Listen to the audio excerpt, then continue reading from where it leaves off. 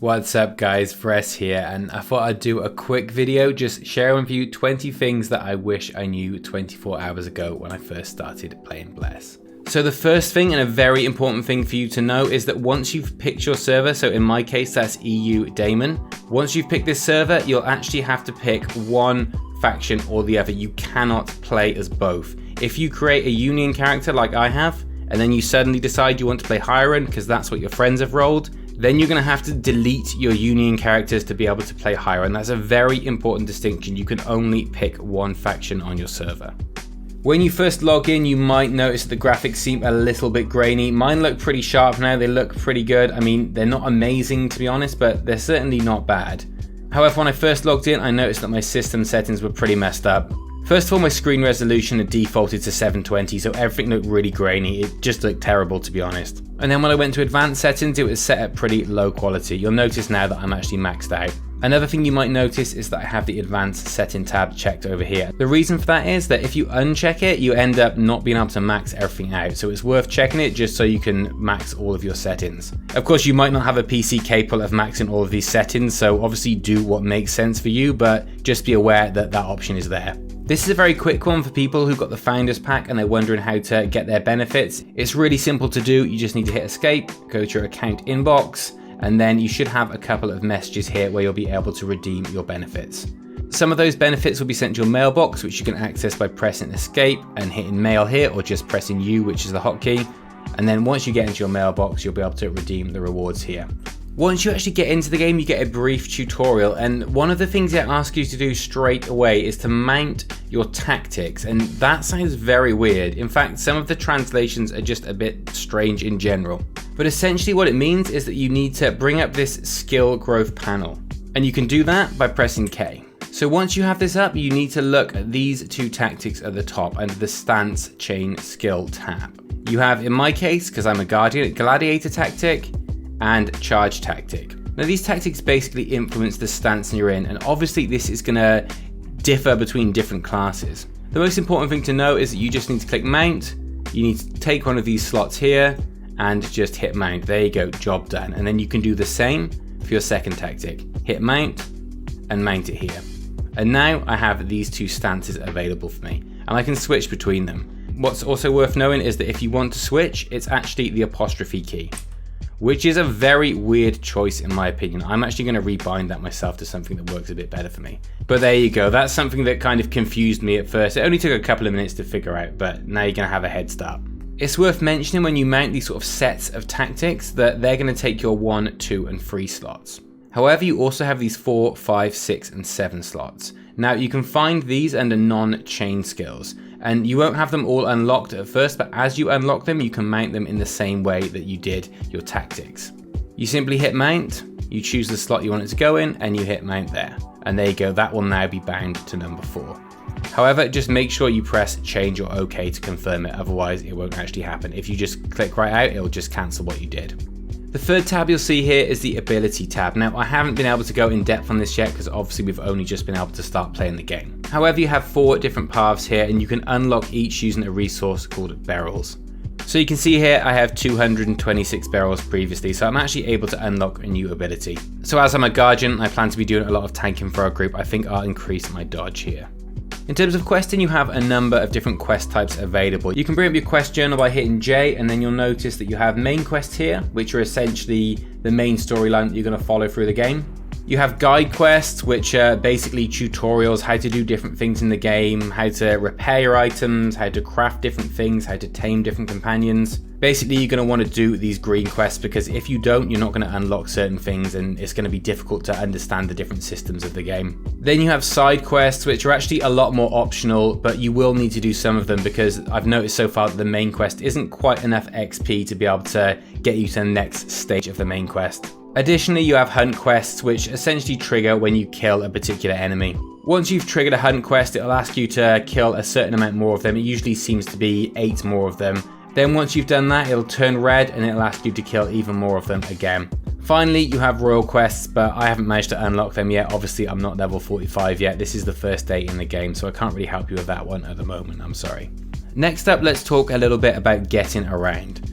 You'll notice it's actually a pretty big map and it can take a long time to get around by foot. Fortunately, you unlock mounts pretty early on, and I have a couple of mounts here already. I think I got them at level 5. Mounts will give you a nice little boost to your speed, but they do come with a pretty annoying little mechanic actually, and that's energy.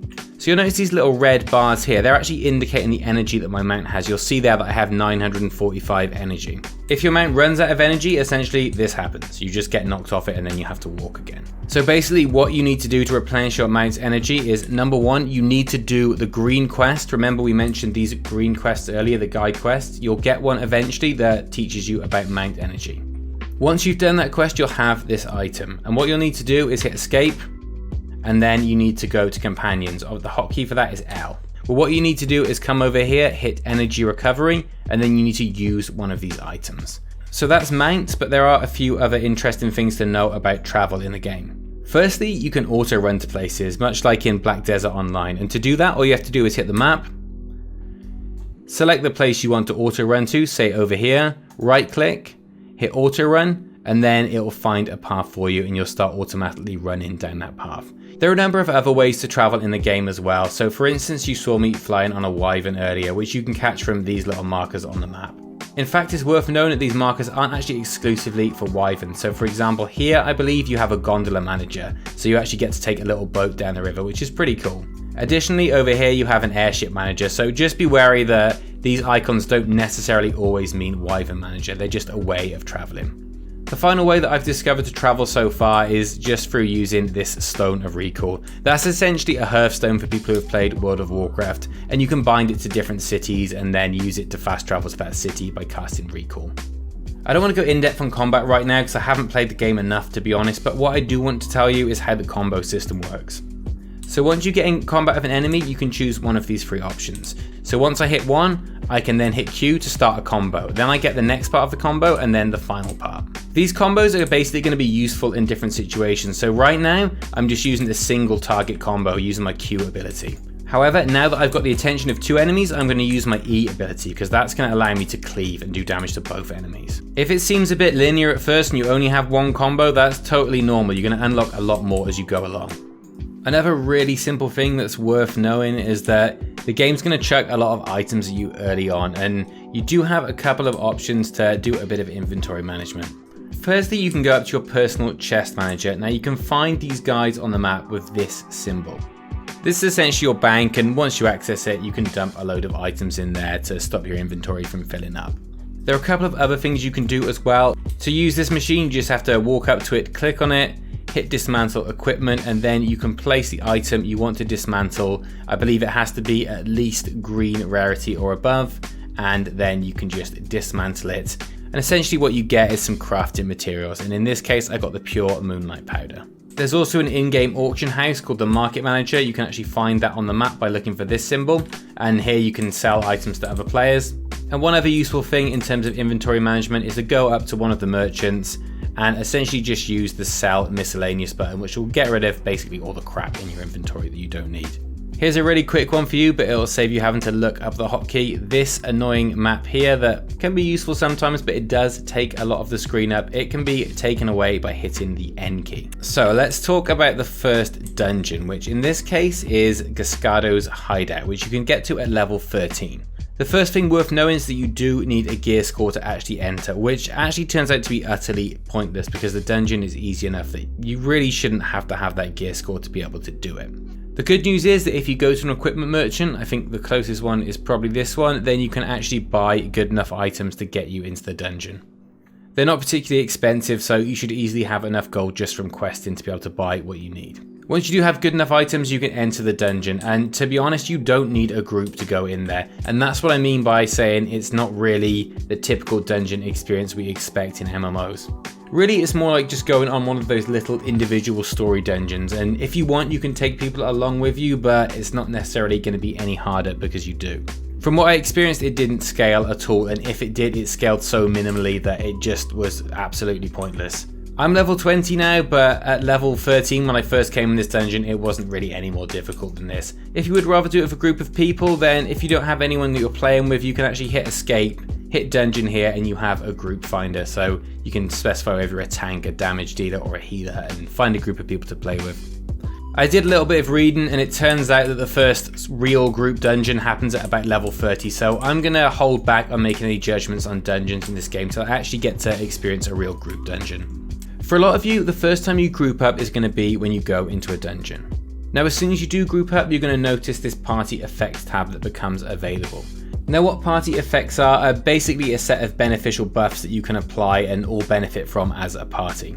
You have a battle slot and you have a lifestyle slot. Each slot will allow you to choose from a number of beneficial buffs, so make sure you look at them and decide which one's best for your party. Speaking of grouping up, at some point you're probably going to want to form a guild or at least become part of one. It's actually useful to do this earlier rather than later because you actually gain XP as a guild. To form a guild, first of all you need to be level 8 and you also need to be in a group. Once these requirements have been met, you need to find a guild foundation manager on the map. You can see them with this symbol.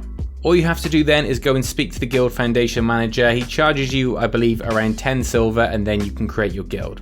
Everyone currently in your party should get an invite and they all have to accept for the guild to be founded. As you've probably heard, you're actually able to tame almost any animal in Bless Online. To be able to do that, firstly you have to complete another guide quest, so make sure you pick up and do that guide quest when you come across it.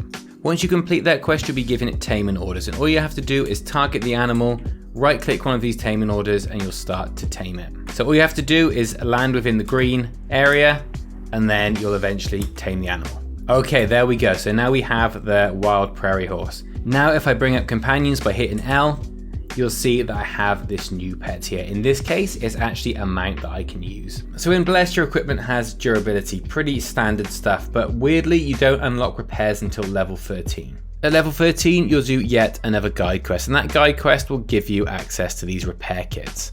Now these repair kits aren't amazing because they can only be used on one piece of equipment and then they're spent. However, the whole point of them is that they can be used on the go, whereas if you need to get everything repaired, you can just simply visit the blacksmith and he can repair all of your equipment in one go. So the next thing I want to talk about is crafting, and you've probably guessed how you unlock crafting. Once again, you get another one of these guide quests. This quest is going to lead you to a craft union leader, and you're going to be able to choose your main crafting skill and your sub crafting skill. Basically you have 3 main crafting skills. As you can see, I've chosen armor smithing. All of that's pretty basic stuff, but it's worth noting that additionally these crafting skills will give you an actual buff as well. So you'll see here that armor smithing gives you increased defense power, handiwork can give you increased attack power, and enchanting can give you increased vitality. You also get to pick a sub-crafting skill and you get to choose between cooking and alchemy. When you actually want to craft something, you need to find a workshop, and you can find one by looking for this symbol on the map. You'll see the 2 professions I chose in the top 2 tabs here, which I quite like rather than having to go to different stations for different professions. You essentially get a list of recipes you can craft down on the left hand side, and you can tick the recommended box for your class so you don't get all kinds of other items that aren't really that useful for you coming up. It's pretty basic after that. Once you select an item, you need to get the required materials to then craft it. Obviously, to be able to craft items, you're going to need to gather first, and gathering is an important part of the game. So I have a node here that probably someone's going to steal. Yep, people can steal nodes in this game. But anyway, to be able to mine it, firstly, you need to do another one of these guide quests, so make sure you don't miss that. Once you've done that, you'll end up with some gathering tools. You have the pickaxe for mining nodes, and you also have the gathering bag for gathering other materials. Another pretty useful thing to know that you might not notice at first is that you have daily missions. If you click the tab down here, you can actually open those up. Alternatively, you can hit escape and open missions here. Once you've completed the missions down here, for example in this case restore equipment durability, you can go ahead and claim the reward. If you complete enough missions in one day, in this case I need to complete 4, then I can claim some further rewards. This is the kind of thing that could set you back if you don't start doing it from the beginning, so I thought it was just worth pointing it out and letting you know that it's there. Another very quick thing worth knowing is that the server you're in will be separated into channels. Now, essentially channels are basically just instances that keep the players from overpopulating an area. The benefit of this is if you find yourself in a really overpopulated channel, you can actually go up into the top right corner here and click this CH icon. Then once you've clicked it, you'll be able to move into a different channel that will hopefully be a little less populated. There is an in-game cash store in Bless Online, and it uses a currency called Lumena, which you can actually buy for real money. If you want to acquire Lumena without actually having to pay real money for it, then you can do it by hitting escape. You can go to the exchange office here, and then you can exchange your dungeon points, or I'm not sure what this currency is, but you can also exchange that for Lumena. I imagine the exchange rate is going to be pretty terrible, but at least it's there and we don't have to pay cash if we don't want to get Lumena. Finally, tip number 20, and I'll be totally honest, this tip didn't actually come from me, it came from the good people of our Discord server. Their advice was just to have fun. It's a video game after all, and what's the point in a video game if it's not fun? If the launch issues are upsetting you that much, then maybe it's just better to not play the game for a couple of days, because it's really not healthy just to get yourself stressed out over it. I understand how frustrating it can be, especially when you pay for early access, but this is an MMO launch and it's pretty much how they go most of the time. All you can really control is how you respond to it, and you might choose that you don't want to play the game anymore and get a refund. You might decide that you're happy to be patient, or you might just keep soldiering on through despite some of the issues we have. I really hate the idea of any of you guys not having a good time, to be honest, so whatever you choose to do, I hope you choose to try and find the fun in things rather than just focusing on the negative and getting yourself down on it. Anyway, that brings us to the end of the video. I hope you found it useful. I'm going to be streaming a lot of Bless Online over the next few weeks, and I'm going to be putting out a lot of YouTube videos too, so hopefully you'll consider subscribing to my channel for that content. Just as a clarification there, I do my live streams over on Twitch, so if you want to see them, you're going to need to go and follow me over on Twitch. The best thing to do if you want to stay up to date with all of my different content, as well as meet other people and chat about Bless as well as other MMOs, is to join our Discord server. You can find a link to that in the description down below. Either way, take care of yourself, and I look forward to seeing you in the next video.